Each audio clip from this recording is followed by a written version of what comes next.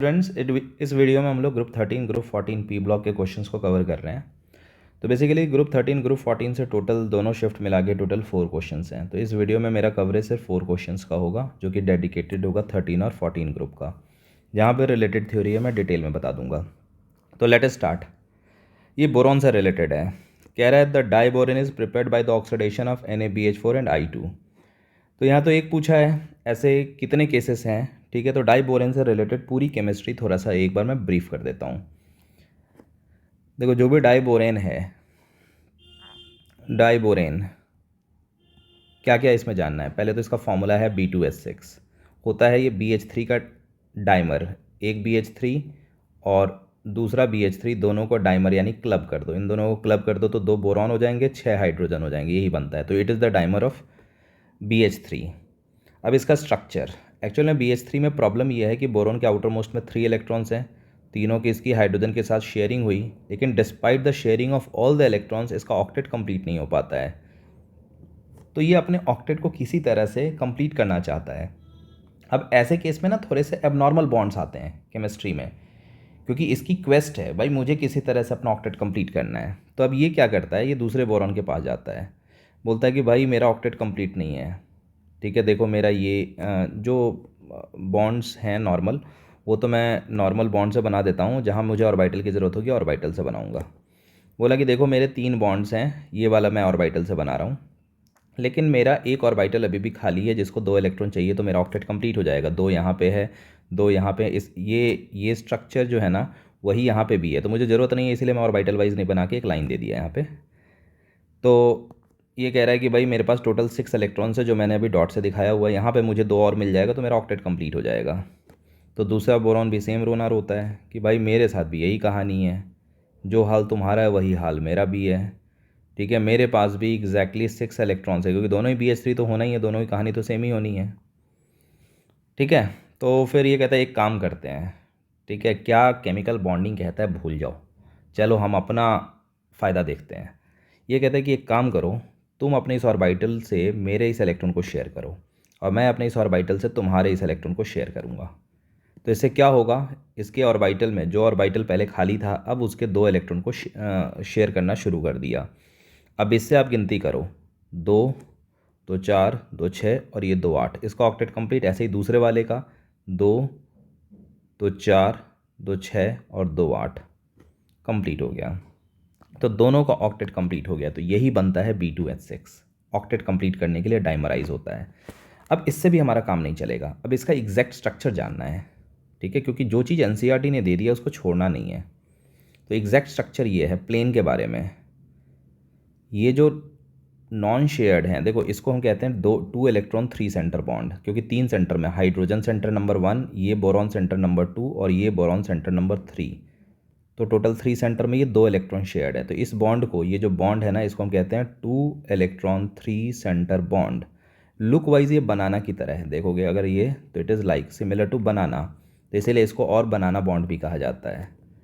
ठीक है, तो ये भी ऐसे ही है, 2 electron 3 center bond, 3 centre share कर रहे हैं।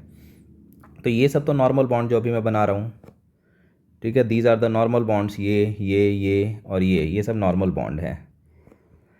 ठीक है, अब इसके अदर बॉन्ड्स पे हम आते हैं। अब अदर बॉन्ड क्या है इसका। ठीक है, तो ये जो अब ब्रिज्ड वाला हाइड्रोजन है, ये और ये ब्रिज्ड कहा जाता है, जो ब्रिजिंग का काम कर रहा है, इन दोनों के बीच में ब्रिज का काम कर रहा है। ये ऊपर और नीचे प्लेन में होते हैं, यानी जो नॉर्मल ये हाइड्रोजन अगर ये हॉरिजॉन्टल है तो ये उसके परपेंडिकुलर है। ठीक है, तो ये बहुत बार पूछा जाता है कि एक प्लेन में मैक्सिमम कितने एटम हैं, तो 1 2 3 4 5 6, मैक्सिमम 6 एटम एक प्लेन में हो सकते हैं। इनका प्लेन इसके परपेंडिकुलर है। अब ऐसा मत समझ लेना कि हाइड्रोजन 2 बॉन्ड बना रहा है, वो मैंने पहले ही बता दिया, ये एक्चुअल में बनाना बॉन्ड है, 2 इलेक्ट्रॉन 3 सेंटर बॉन्ड। हाइड्रोजन जो ये ऑर्बिटल्स हैं, ये ऑर्बिटल्स हैं, इसके बीच में 2 इलेक्ट्रॉन को शेयर कर रहा है, ऐसा ही कहानी है। तो ये ब्रिज्ड हाइड्रोजन और ये भी ब्रिज्ड हाइड्रोजन कहे जाते हैं। तो ये हुआ स्ट्रक्चर इसका। अब इसका थोड़ा सा एंगल्स के बारे में भी जानना है। ठीक है, तो बेसिकली क्या है जो B2S6 है। ठीक है, B2S6 में हाइब्रिडाइजेशन क्या है, पहले तो ये होता है BH3, अगर से BH3 पूछा जाए तो ये sp2 हाइब्रिडाइजेशन है। 120 डिग्री का एंगल। अब इसकी हाइब्रिडाइजेशन, क्योंकि इसके चारों तरफ 4 बॉन्ड आ गए हैं, तो नाउ इट इज़ sp3। तो ये आपको ध्यान रखना है, ये sp3 हाइब्रिडाइजेशन B2S6 में दोनों बोरॉन का होता है। नाउ अब ये तो हो गया स्ट्रक्चर रिलेटेड, ठीक है। अब आते हैं इसका प्रिपरेशन कैसे बनता है। तो इसको बनाने का सिंपल सा तरीका, आप BCl3 लो या BF3 लो, दोनों भाई भाई हैं, हेलोजन ही तो लगा हुआ है बोरोन के साथ। ओके, भर भर के हाइड्रोजन देते हैं। तो भर भर के हाइड्रोजन देने का तरीका है कि आप डायरेक्ट इसको हाइड्रोजन से ट्रीट करो, तो सारे Cl हटा के हाइड्रोजन लग जाएगा, तो ये बन गया ना BH3। तो BH3 तो एग्जिस्ट नहीं करेगा, हमें पता है इसका 2 मॉलिक्यूल लेके ये अल्टीमेटली ये इस फॉर्म में ना रह के ये किस फॉर्म में रहेगा, B2S6 के फॉर्म में। तो पहला BCl3 या BF3 को H2 से ट्रीट करोगे तो B2S6 मिलेगा, साथ में HCl निकल जाएगा। अब हाइड्रोजन देने के और तरीके हैं, रिड्यूसिंग एजेंट लेना, तो ये LiAlH4 ऑर्गेनिक केमिस्ट्री में तो बहुत ज़्यादा यूज़ होता है, देख रहे हो। उसके पास भर भर के हाइड्रोजन है, तो भर भर के हाइड्रोजन देगा, इससे भी बन जाएगा B2S6। और जो LiAl मिलेगा वो सारे हेलोजन के साथ जुड़ जाएंगे, AlCl3 LiCl, यहाँ क्योंकि Cl भागेगा ना, F होगा तो यहाँ LiF AlF ऐसे लिखेंगे। LiH अगला तरीका है, लिथियम हाइड्राइड लो, लिथियम हाइड्राइड में भी हाइड्रोजन है, तो इसके बहुत सारे मोल लेने होंगे, 4-5, मतलब एक्सेस में है, भर भर के हाइड्रोजन देगा, फिर से वही B2S6 होगा, B2S6 लिखा हुआ है, और प्लस इस केस में LiCl बनेगा। अब इसके अलावा एक मेथड ऑफ प्रिपरेशन और NCERT ने दिया है, जो अभी यहाँ पे पूछ दिया गया है, NaBH4 और I2 का रिएक्शन। तो मैं तो इसको स्टूडेंट को ऐसे कहता हूँ, याद रखो, इसको आप इस नज़र से देखो कि ये NaH है एंड BH3 है, आप इस नज़र से देखो, इसी को क्लब करके NaBH4 लिखा हुआ है। इसके बाद जो I2 आ रहा है ना, I2 इस कंपोनेंट से रिएक्ट करता है, I2 इस कंपोनेंट से रिएक्ट करेगा, और जैसे ही इस कंपोनेंट से I2 का रिएक्शन होगा तो NaI और H2 बन जाएगा, हाइड्रोजन गैस, हाइड्रोजन H जो है H2 बन गया और NaI फॉर्म हो गया, इन दोनों के बीच में रिएक्शन हो गया, इसका कुछ नहीं हुआ, ये आज़ाद हो गया, जिसको पहले NH ने पकड़ के रखा हुआ था ये आज़ाद हो गया। तो बेसिकली इसमें BH3 को आप अलग करो और NaH और I2 का रिएक्शन होकर बन रहा है NaI प्लस H2, और बाकी जो BH3 अलग हुआ वो अपना डाइमर बना के B2S6 बन जाता है। तो this is what is happening in this case. तो यही मेथड ऑफ प्रिपरेशन यहाँ पे दे रखा है। तो हम लोग शुरू करते हैं। वैसे इसके कुछ रिएक्शंस भी हैं, ठीक है, जिसमें से जो सबसे इम्पॉर्टेंट है, जैसे B2S6 के अगर आप मेरे से रिएक्शंस पूछोगे कि क्या हमें ध्यान रखना चाहिए, तो देखो कुछ तो सिंपल है, O2 से किसी भी चीज़ को जलाते हैं तो उसका ऑक्साइड बना देता है, तो बोरोन का भी ऑक्साइड B2O3 बनेगा और हाइड्रोजन का ऑक्साइड H2O बनेगा, इसमें कुछ भी नहीं है। इसकी हाइड्रोलाइसिस करेंगे H2O के साथ, तो इसमें भी वही होना है, ठीक है। यहाँ पे बोरोन हाइड्राइड है तो B2O3 और हाइड्रोजन गैस निकल जाएगा। सिमिलरली अगर आप इसको HCl से भी ट्रीट करोगे, बेसिकली इसको ऐसे समझो कि ये बोरॉन का हाइड्राइड है, यानी बोरॉन और हाइड्राइड, हाइड्राइड का मतलब H पे -1 ऑक्सीडेशन स्टेट और ये +3, तो वाटर से जब हमने लिया तो वाटर, जैसे मैं इसको ऐसे मानूँ और H-, तो water has 2 component H+ and OH-, तो जो माइनस वाला है वो प्लस को खींच के ले जाएगा और प्लस वाला माइनस को खींच के ले जाएगा। यहाँ 3+ है तो 3 OH लगेंगे, तो ये एक्चुअल में वही है BOH3। आप इसको चाहो तो BOH3 लिखो, इसका ऑक्साइड फॉर्म मैंने लिखा था, आप इसको S3BO3 लिख दो, कोई फ़र्क नहीं पड़ना है, S3BO3, ठीक है। इसी का ऑक्साइड है, पानी निकाल देंगे तो B2O3 बनता है। तो सेम चीज़ जब HCl आया तो हम यही करेंगे, B3+ H-, मेरे लिए B2S6 ये फॉर्म है और HCl has H+ and Cl-, तो ये माइनस ये प्लस मिल के H2 बनाएगा और ये प्लस ये माइनस मिल के BCl3 बनाएगा। हो गया, कहानी ख़त्म, एकदम सिंपल, ठीक है। LiH रिड्यूसिंग एजेंट है, LiH ये रिड्यूसिंग एजेंट है, ठीक है। ये क्या करेगा, जो BH3 है ना, B2S6 को बोलेगा भाई कहाँ तुम वो बनाना बॉन्ड है, ये सब उल्टे सीधे बॉन्ड बना रहे हो, एक काम करो, I am ready to supply you H- to complete your octet. ये तो खुश हो जाएगा कि भाई मेरा ऑक्टेट कंप्लीट नहीं था, एक H- आ रहा है, वो मेरे को इलेक्ट्रॉन दे रहा है, तो मेरा ऑक्टेट कंप्लीट हो जाएगा। तो ये तुरंत अपने डाइमर से टूटेगा और डाइमर से टूटने के बाद ये इस H- के साथ क्लब होके BH4 बना देगा माइनस, और इसी के बगल में Li+ बैठ जाएगा, तो इसीलिए यहाँ पे LiBH4 फॉर्म होगा। तो ये स्टोरी हो गई। इसमें एक सबसे इम्पॉर्टेंट रिएक्शन आता है, ये HCl के साथ रिएक्शन था, अमोनिया के साथ रिएक्शन। तो देखो अमोनिया के साथ रिएक्शन जो होता है वो 2 कंडीशंस में होता है।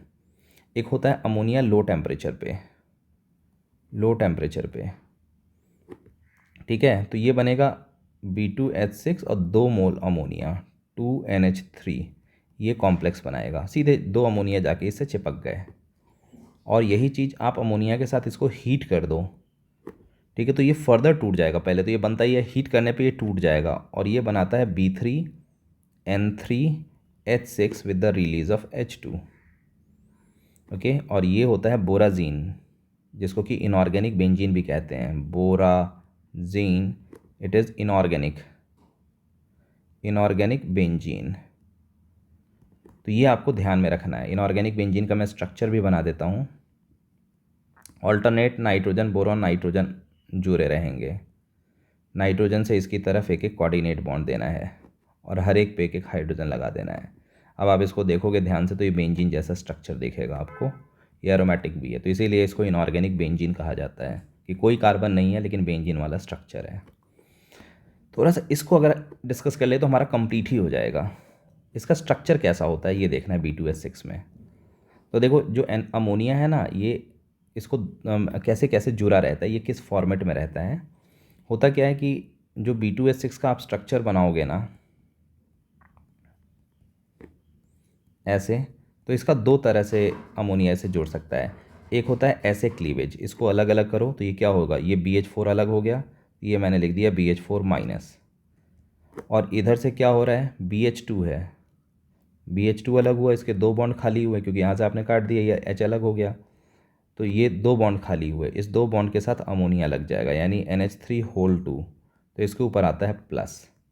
तो इसको कहते हैं नॉन सिमेट्रिकल क्लीवेज। देख रहे हो, सिमेट्रिकली क्लीव नहीं हुआ, ये अलग और ये अलग अलग अलग ढंग से टूटा है। तो जब भी अटैच होने वाला ग्रुप छोटा हो, स्मॉलर हो, जैसे कि अमोनिया हो जाए या 1 डिग्री एमीन हो जाए, यहाँ तक कि 2 डिग्री एमीन भी हो जाएगा ना, R2NH 2 डिग्री एमीन, ये सब अमोनिया के भाई हैं। तो इन सारे केसेस में आपको नॉन सिमेट्रिकल, इसको कहते हैं नॉन सिमेट्रिकल क्लीवेज, तो ये नॉन सिमेट्रिकल करना है आपको क्लीवेज। नॉन सिमेट्रिकल में यही करना है, यहाँ पे जो ग्रुप मान लो 1 डिग्री अमीन होगा तो मैं यहाँ पे RNH2 होल ट्वाइस करके ये कंपाउंड बना दूंगा, ये होगा तो मैं RNH होल 2 करके ये कंपाउंड बना दूंगा। लेकिन जब ये काफ़ी बल्की हो जाए तो एक ही बोरॉन पे 2 लगना मुश्किल हो जाएगा। यानी अगर मेरे पास 3 डिग्री अमीन हो जो कि काफ़ी बल्की हो गया, 3 एल्काइल लगे हुए हैं, तो इसमें भी लगेगा तो वही दो ही मॉलिक्यूल लगेंगे 3 डिग्री अमीन के, लेकिन इनका जो कॉम्प्लेक्स होगा वो कैसा होगा। तो इस बार सिमेट्रिकल क्लीवेज ये एडवांस में पूछा गया है। अब ऐसे टूटेगा, ये BH3 अलग, ये BH3 अलग, ये देखो, ये मैं BH3 अलग करा देता हूँ, ये BH3 अलग। अब इसका ऑक्टेट कंप्लीट करने के लिए एमीन नंबर 1 आया, 3 डिग्री एमीन नंबर 1, और दूसरा जो अलग हुआ इसका पूरा करने के लिए एमीन नंबर 2 आएगा, एमीन नंबर 2। तो इस ढंग से इस केस में BH3, अगर कोई पूछे कि ये कॉम्प्लेक्स क्या है तो आप सीधे बोलो, देखो BH3 के साथ एक R3N लग गया, यही कॉम्प्लेक्स बना है, R3N लग के ये कॉम्प्लेक्स बना है। तो इसको हम कहते हैं सिमेट्रिकल क्लीवेज। तो ध्यान रखना, अगर ऐसा हो, लगना तो हर केस में यही बनना है, चाहे 1 डिग्री अमीन लो, 2 डिग्री अमीन लो, 3 डिग्री अमीन लो, लेकिन ये किस फॉर्म में रहेगा, ये इस फॉर्म में रहेगा या ये ऐसे ऐसे 2 मॉलिक्यूल इस फॉर्म में रहेगा, ये पता करना है। तो अगर 1 डिग्री अमोनिया हो, 1 डिग्री अमीन हो और 2 डिग्री अमीन हो, तब तो इसमें नॉन सिमेट्रिकल क्लीवेज होगा, यानी ये दोनों एक बोरोन के साथ और दूसरा BH4 माइनस होगा, क्योंकि ऑब्जेक्टिव में पूछ देता है कि भाई अमोनिया के साथ रिएक्ट कराया, ये कॉम्प्लेक्स है, ये किस फॉर्म में है। और अगर ये 3 डिग्री अमीन हुआ, 3 याद रखना, 3 degree amine and cobalt, sorry cobalt बोल रहा हूँ, कार्बन मोनोऑक्साइड, इन दोनों के साथ अगर आप रिएक्शन करा दोगे ना तो ये सिमेट्रिकल क्लीवेज में जाएगा। बस इतना स्टोरी है, पूरा बोरॉन ही हमारा ख़त्म हो गया। अब हम इस क्वेश्चन पे अटैक करते हैं, शुरू करते हैं इस क्वेश्चन को। कह रहा है कि diborane is prepared by the oxidation of Na and I2, अभी मैंने बता दिया, बिल्कुल इससे डाइबोरेन बनेगा। डाइबोरेन वही B2H6 को कहते हैं। Each boron atom is sp2 hybridise state, ये गड़बड़ हो गया, ठीक है। तो अभी मैंने बताया था, ये देखो यहाँ पे लिखा हुआ भी था, ये sp3 हाइब्रिडाइज्ड होता है डाइबोरेन में। BH3 अकेला होता तो इसमें sp2 होता, ये तो डाइबोरेन कह रहा है, ये sp3 होता है, तो ये तो गलत हो गया हमारा, ठीक है, sp2 दे दिया इसने। अब diborane has 1 bridged 3 centre 2 electron bond, ये भी गलत, दो दो हैं, देख रहे हो ना, ये रहा एक, ये रहा दो, दो दो हैं, तो ये भी गलत हो गया हमारा। Diborane is a planar molecule, ये भी गलत है भाई, प्लेनर कहाँ है, दो दो अलग प्लेन में है, ज़्यादा से ज़्यादा 6 पार्टिकल मैंने बताया ना एक प्लेन में रहेंगे, ये दोनों तो प्लेन से बाहर आ रहे हैं, यानी ये प्लेनर रहा नहीं, नॉन प्लेनर है, तो इसमें तो सिर्फ फर्स्ट ऑप्शन करेक्ट रह गया, तो ओनली ए इज़ करेक्ट, यही ऑप्शन होगा। Now heading for the second question. अब सेकेंड क्वेश्चन कह रहा है कि group 14 is not known, which of the following compound of group 14 is not known. देखो पहले ये क्वेश्चन बहुत ही सिंपल है, ठीक है, इसको एक बार में ही हम कर डालेंगे इसे, ठीक है। पहले तो ग्रुप 14 के एलिमेंट्स लिखते हैं, C S I G E S N P B, यही एलिमेंट्स हैं, और हमें पता है ऊपर से नीचे जाने पे साइज़ बड़ा होता है, बढ़ता जाता है। अब स्टोरी क्या है, जैसे एक बड़े साइज़ का पार्टिकल लूँ, इस पे इस साइज़ के स्फेयर्स को लगा रहा हूँ मैं, कितने स्फेयर लग सकते हैं, तो एक अंदाजे से लेते हैं, 2 3 4 5 6 स्फेयर एडजस्ट हो गए। लेकिन अब ये रेड वाला कोई छोटा सा एटम हो ऐसे, अब इसी साइज़ का स्फेयर लगा के इसके चारों तरफ देखते हैं, तो 1 2 3, आप कहोगे सर 4 में भी दिक्कत हो रही है, यानी अगर बड़ा एटम है तो ज़्यादा नंबर एटम को अपने चारों तरफ एकोमोडेट कर सकता है, छोटा एटम है तो कम को। आप कहोगे सर इसमें भी 6 एकोमोडेट करना हो तो क्या करें, मैं कहूँगा देख लेते हैं, ये रहा छोटा सा यही एटम लिया था, अब इसके चारों तरफ भी 6 एकोमोडेट करने हैं, तो सीधा सा हम यही कहेंगे ना कि इस पार्टिकल के साइज़ को छोटा करो, ये देखो ऐसे कर दो। अब आप देखो 2 3 4 5 6, लगभग 6 एडजस्ट हो जाएंगे अगर इसके साइज़ को हम छोटा करें तो यही स्टोरी है कि जितना बड़ा एटम बड़े बड़े पार्टिकल्स को, 6 पार्टिकल्स को अपने चारों तरफ एकोमोडेट कर लेगा, ठीक है। तो देखो यहाँ पे सबसे छोटा है सिलिकन, तो 6 पार्टिकल्स इसके सराउंडिंग में एकोमोडेट करने में हमें दिक्कत होगा, क्योंकि अगर पार्टिकल छोटा है तो 6 पार्टिकल को एकोमोडेट करने में दिक्कत हो रही है, और अगर 6 पार्टिकल को सिलिकन को एकोमोडेट करना है तो छोटे पार्टिकल्स होने चाहिए, तो सिलिकन में ही 6 को एकोमोडेट करने में दिक्कत होगी। अब सिलिकन के 2 केस दिए हैं, तो किस केस को बहुत ज़्यादा दिक्कत होगी, तो ऑब्वियसली क्लोरीन, क्योंकि क्लोरीन और फ्लोरीन में क्लोरीन का साइज़ बड़ा है, तो ये रहा सिलिकन, बड़े साइज़ का क्लोरीन होगा तो 6 एकोमोडेट नहीं हो पा रहे हैं, 4 ही एकोमोडेट हो पा रहे हैं अगर ये Cl है तो, क्योंकि बड़े साइज़ का है। और अगर मुझे 6 एकोमोडेट करने तो आप कहोगे सर Cl हटा के कोई छोटा आइटम लो, तो Cl से छोटा तो फ्लोरीन है, जब मैं फ्लोरीन 6 लूँगा तो वो सिलिकन के चारों तरफ बहुत आसानी से एकोमोडेट हो जाएंगे। तो बस यही कॉन्सेप्ट था इसमें, इसीलिए थर्ड ऑप्शन करेक्ट हो जाएगा कि ये एग्जिस्ट नहीं कर पाएगा, क्योंकि सबसे छोटा एटम है सिलिकन, जितने 3 केसेस दिए हैं, और उसके चारों तरफ 6 एटम लगाना मुश्किल है, और उसमें से भी ज़्यादा मुश्किल वो होगा जब उसके चारों तरफ वाले एटम बड़े साइज़ के हों, तब तो 6 मुश्किल ही हो जाएगा, ठीक है। तो ये पहले वाले में 2 क्वेश्चन थे जुलाई वाले में, अब आते हैं अगस्त वाले में। देखो ये क्वेश्चन है अगस्त शिफ्ट का, कह रहा है in which of the following molecule strongest back bonding of electron pair from halide to boron is expected. Back bonding से रिलेटेड क्वेश्चन है, पहले मैं बताता हूँ बैक डोनेशन का मतलब क्या होता है। देखो बोरॉन का ऑर्बिटल और इसके बगल, बोरॉन नहीं कोई ए बी लेके पहले जनरल समझाता हूँ कॉन्सेप्ट क्या है। कोई एक एटम ए है एक बी है, 2 सिचुएशन दे रहा हूँ मैं आपको, ए का ये ऑर्बिटल है और ये बी का ऑर्बिटल है, दोनों छोटे छोटे एटम है, काफ़ी पास पास हैं, दोनों का ऑर्बिटल भी कंपेरेबल है, ठीक है, बराबर साइज़ का है, तो ये आराम से ओवरलैप कर जाएंगे, ठीक है, मतलब ये आराम से बैक डोनेशन होगा। बैक डोनेशन का मतलब ये है कि झुक के पाई बॉन्ड का बना लेना, तो ये आराम से बना लेगा। अब इमेजिन करो कि ऐसा केस हो जाए कि ए और बी के बीच का डिस्टेंस ज़्यादा हो जाए, फिर यही काम मैं करने के लिए कहूँ आपको कि क्या बैक डोनेशन हो पाएगा, तो आप कहोगे सर ये सो भी जाएंगे ना, ठीक है, जैसे ये अगर सो भी जाए, ये अपना ऑर्बिटल पूरी तरह से झुका भी ले, तब भी बी तक नहीं पहुंच पाएगा, छोटा रह जाएगा, यानी बैक डोनेशन तो पॉसिबल ही नहीं होगा अगर बड़े साइज़ के एटम हो गया, उनके बीच का डिस्टेंस ज़्यादा हो गया तो। Concept number 1। इसमें से भी और हद तब हो जाएगी अगर ऐसा हो जाए ए और बी, ए का ऑर्बिटल का साइज़ और बी का ऑर्बिटल का साइज़, ये साइज़ मिसमैच हो जाए। अब तो कोई संभावना ही नहीं है, क्योंकि मैंने सुला दिया था, सो नहीं पाते हैं भाई। ऑर्बिटल जब भी रहेगा परपेंडिकुलर ही रहेगा पी ऑर्बिटल, वेस्पर थ्योरी के कारण यहाँ का इलेक्ट्रॉन उसको रिपेल करेगा, पास नहीं आने देगा। ये तो मैंने एक हाइपोथेटिकल केस लिया। तो अब ये और हो गया, तो इसके लेवल से भी ये ऊपर निकल गया। यहाँ पे होता तो कुछ हम सोचते, ये और ऊपर निकल गया, अब तो सेकेंड टू इम्पॉसिबल। यानी एक तो डिस्टेंस ज़्यादा, ऊपर से ऑर्बिटल का साइज़ मिसमैच, अब तो बैक डोनेशन अगर आप सोचोगे तो पॉसिबल ही नहीं है। तो ये हुआ थीम, ये हुआ कॉन्सेप्ट। अब इसको उठाते हैं ये सबको, बोरॉन और फ्लोरीन। पहले मैं बना देता हूँ। ग्रुप 13 में बोरॉन BAl GaInTl है, और ग्रुप 17 FCl BrI, ठीक है ना, AT की ज़रूरत नहीं है, लिख दिया। इन दोनों का साइज़ कंपेरेबल है क्योंकि दोनों एक ही पीरियड के एलिमेंट हैं, और जैसे जैसे इधर जाओगे तो साइज़ मिसमैच होता जाएगा क्योंकि साइज़ बड़ा है। तो बोरॉन देखो, दो छोटे एटम्स हैं, एक छोटा एटम दूसरा छोटा एटम, तो इनके बीच का डिस्टेंस कम होगा, बॉन्ड लेंथ कम होगा। अब बोरॉन का तो साइज़ वही है, लेकिन क्लोरीन का साइज़ लार्ज हो गया। तो अब आप चेक कर लो, इनके बीच का डिस्टेंस लार्ज हो गया।